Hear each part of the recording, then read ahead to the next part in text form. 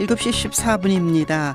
요즘 옛날에는 돈을 모아서 월급쟁이가 가게나 점포 하나 차리는 게 꿈이었는데 요즘은 자영업 하는 것은 월급쟁이들의 무덤이다. 이런 얘기가 나오고 있지 않습니까?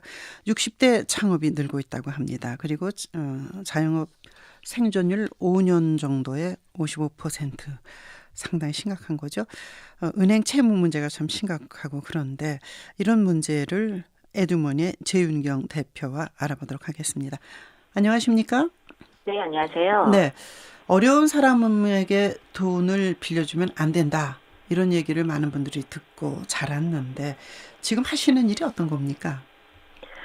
일단 저희는 사회적 기업을 이렇게 운영을 하고 있는데요. 네, 원래 저소득층 분들의 경제 관련한 교육이나 그다음에 가계 재무 상담을 제공을 해드리고 있습니다. 근데 그 과정에서 보니까 이제 빚이 너무 많은 분들이 네, 빚의 수렁에서 헤어나지 못해서 고통을 받고 계시는데 네, 이분들에게 제도적으로 사실 도움을 드리는 게 굉장히 한계가 있었습니다. 그래서 지금 최근 이제 제도 개선 운동도 좀 하고 네, 그리고 또 제도 개선 운동을 하는 과정에서 보니까 빚이 그렇게 금융회사에서 돈을 빌렸는데 네, 좀 일정 기간 연체되면은 땡처리 되듯이 다른 대부업체 같은 곳으로 팔리고 있더라는 거죠. 그래서 네, 연체한 지 10년이 넘은 빚도 계속 대부업체가 바뀌어가면서 수시임이 들어오니까 네, 정말 너무 많은 채무자들이 고통을 호소하고 있었습니다. 그래서 네,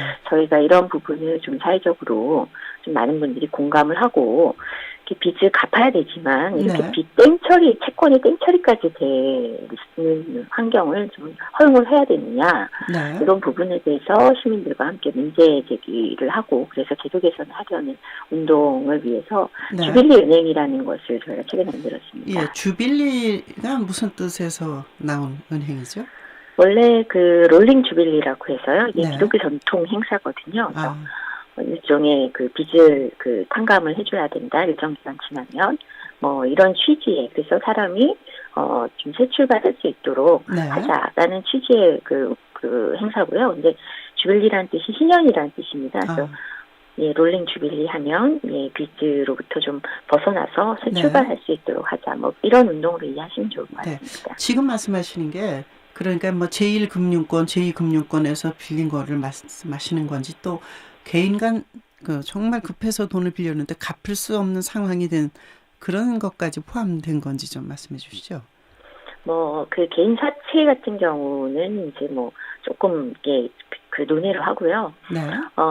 이제 금융회사에서 빌린 은행이 포함될 수도 있고, 그리고 카드사에서 빌린 돈일 수도 있고요. 네. 저축은행의 경우도 마찬가지고, 이렇게 빌려서 갚아야 되는데, 형편이 안 돼서 네. 이래저래 이렇게 돌려막기 하다 안 돼서 이제 못 갚는 분들이 네. 3개월 이상 연체되면 부실채권이라고 부르거든요. 아, 근데 금융회사에서 부실채권 비율이 높아지면 이게 제재를 당하니까 네. 이거를 결손 처리를 해버립니다.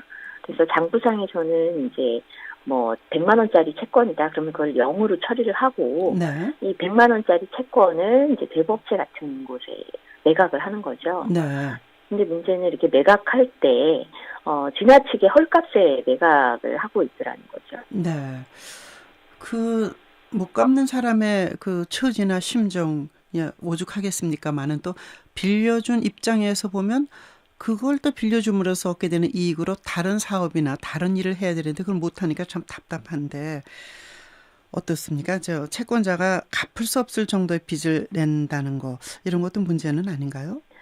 그렇죠. 그래서 사실 금융회사 우리나라 보면은 이제 개인의 신용평가를 꼼꼼히 해서 네. 갚을 능력 범위 내에서 돈을 빌려줘라. 이게 네. 이제 사회적 약속인데 사실은 먼저 금융회사가 이런 사회적 약속을 어긴 거거든요. 아, 네. 신용평가를 꼼꼼히 하는 게 아니고 실제로 조사 결과에 따르면 카드사나 저축은행 굉장히 심각한데 네. 전체 대출자의 70%가 300만 원 미만의 소득자로 조사되기도 합니다. 네. 그래서 사실은 이제 도저히 특히 카드사나 저축은행의 금리는 20%가 넘어가는 경우가 허다하거든요. 네. 저축은행의 경우 최근에 일본계 대부업체가 저축은행 인수하면서 네. 이자가 30%에 육박하는데 이런 돈을 뭐 300만 원이 안 되는 소득자에게, 뭐 경우에 따라서는 150만 원도 안 되는 소득자에게 사실 마구 빌려준다. 처음부터 네. 20% 이상의 고리대출을 사실 웬만한 소득자들이 감당하기 쉽지 그렇죠. 않거든요. 네. 네, 근데 이런 걸 이렇게 저소득층에게 마구 뿌리고 있다. 네. 그 청취자분들도 많이 아실 거라고 생각합니다. 근데 네. 돈 빌려쓰라는 이야기가 거의 공예 수준이잖아요. 네. 네. 이렇게 무책임한 대출을 일삼다가 갚지 못하게 되면은 이제 네. 뭐 온갖 방법을 다 동원해서 추심하다가 네. 그래서 이제 갚지 못해서 이제 못 견딘 분들의 채권을 네. 이렇게 또 제3의 금융 그 대법체 같은 곳으로 팔고 있다. 네. 이거는 좀 이렇게 너무 이렇게 이 일반 시민들이 납득하기 어려운 대목이라는 예. 거죠. 일단은 돈을 빌려준 그 채권자가 먼저 여러 가지 그 뭐 신용 조회라든가 돈 빌려가는 분의 능력을 제대로 봐서 해야 되는데 무책임하게 하고 나중에 안 됐을 경우에 완전히 쉽게 땡처리 해버린다 이런 말씀이신 거죠? 네, 그렇습니다. 그러면 지금 이걸 하실래도 기본적인 그 자금이나 자산이 있어야 되지 않겠습니까? 어떤 걸 네. 말씀하시는 거죠? 그 에듀먼이라든가 또 무슨 주빌리 은행이라든가 이런 것을 하나의 그 기금이나 이런 게 없이도 가능한가요?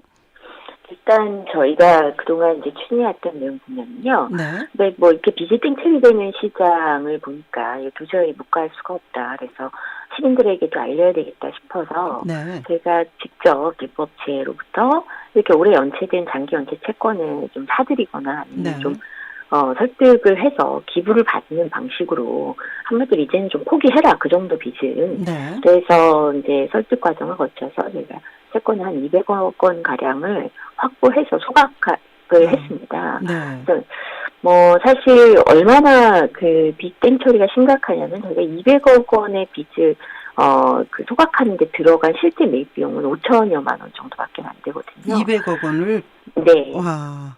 네, 그래서 이런 돈을 사실 이제 시민들의 십시일반, 네. 예, 그리고 또 종교단체 같은 곳에 참여, 이런 그 모금을 통해서, 네. 예, 기금이 아닌 모금을 통해서 저희가, 이게 자금을 확보하고, 이 자금으로 사실 이런 채권 시장의 그 부실 채권들을 네. 계속 확보하고 소각하는 일을 지금껏 벌여왔고 앞으로도 지금 전개 예정 중입니다. 네. 얼마나 되셨습니까? 작년 4월부터 저희가 시작을 했고요. 네. 네. 실제 주빌리 은행 방식으로 이렇게 정식으로 출범한 것은 이제 올해 8월 27일 날 제가 네. 출범을 했습니다. 근데 이제 채무의 원인도 각각 다 다르지 않습니까? 뭐 도박이나 주식 투자해서 실패한 사람들 모럴 해저드의 위험도 없지 않잖아요? 그건 어떻게 사실, 가려내실 수 있나요? 예, 저희가 이제 빚의 원인까지 꼼꼼히 막 네. 들여다보기는 어렵고요. 네네. 뭐 도박이나 주식 투자도 우리 사회적으로 보면은 네. 굉장히 사회에서 부추기는 내용도 좀 있잖아요. 그렇죠. 뭐 도박장도 네. 주식 한복판에 만드는 상황인데. 네. 근데 어쨌든 그거를 갚을 수 없고 생활이 유지가 안 돼서 자살을 그렇습니다. 이렇게 생각하시는 분들이 많다는 게 네. 문제거든요. 그러니까 모르는 예. 잘 들었습니다. 고맙습니다. 에드먼의 최윤경